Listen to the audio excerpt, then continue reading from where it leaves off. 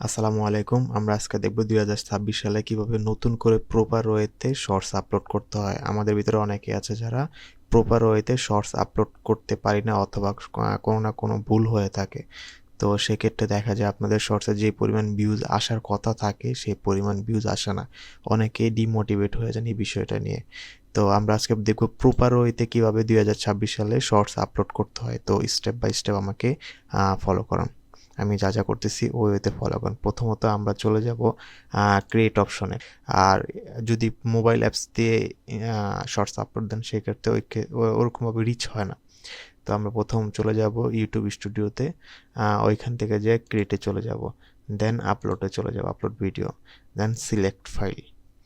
এখানে আসার পর আপনারা আপনাদের যে ভিডিওটা মানে যে শর্টসটা আপলোড দিবেন ওই শর্টসটা সিলেক্ট করবেন। আমি এই শর্টসটা আপলোড দিব, এটা সিলেক্ট করলাম, ওপেন। তারপরে এখানে প্রথম টাইটেলটা হচ্ছে খুব ইম্পর্ট্যান্ট, আপনারা ইউনিক কোনো একটা টাইটেল নেওয়ার চেষ্টা করবেন। তো আমি আমার টাইটেলটা রেডি করে রাখছি সময়ের জন্য, সময়ের সুবিধার্থের জন্য।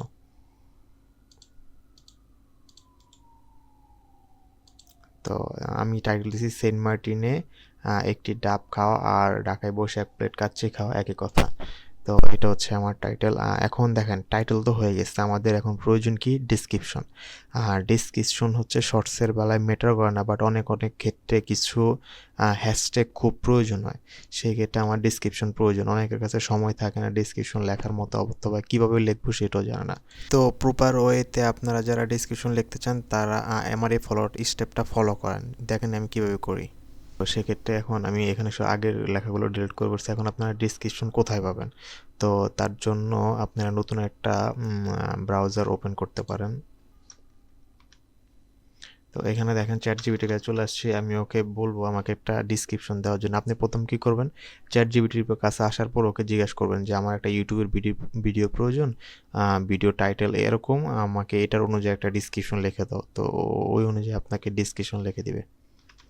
আমি সময়ের জন্য খুব দ্রুত শর্টকাট ব্যবহার করতেছি, আপনারা আপনাদের মতো ওর কাছ থেকে লিখে চেয়ে নেবেন।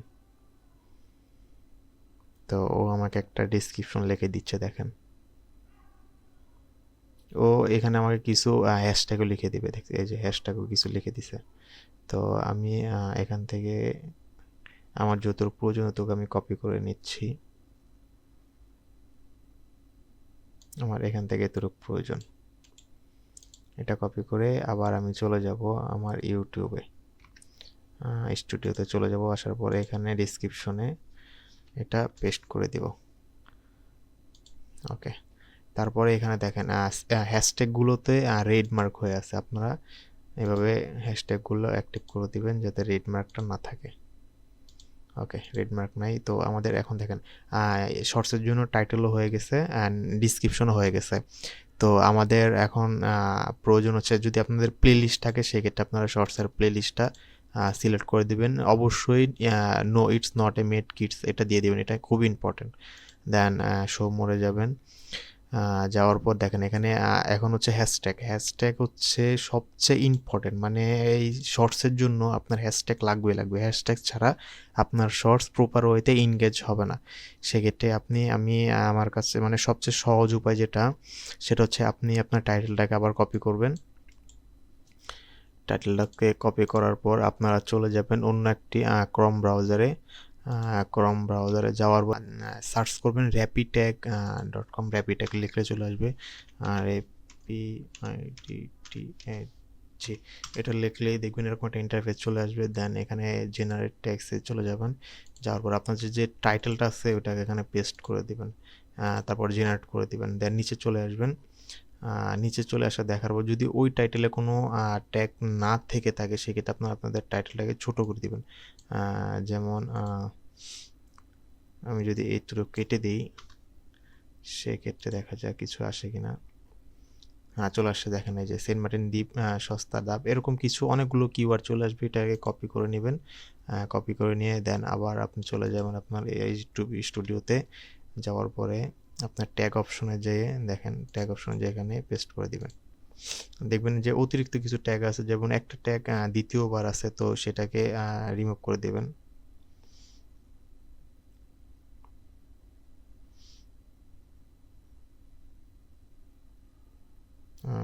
কমেন্টস ইন বাংলাদেশ, এটা প্রয়োজন নেই।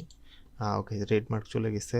দেন স্ক্রল ডাউন করে এখানে দেখেন আপনি আপনার এই শর্টসটা যেই টাইপের, যেরকম আমার এটা ব্লগিং টাইপের, পিপল অ্যান্ড ব্লগিং, আমি পিপল অ্যান্ড ব্লগিং দিয়ে দিলাম, এটা সিলেক্ট করে দিবেন। দেন সব কিছু প্রায় বলতে গেলে শেষ, এতটুকুই।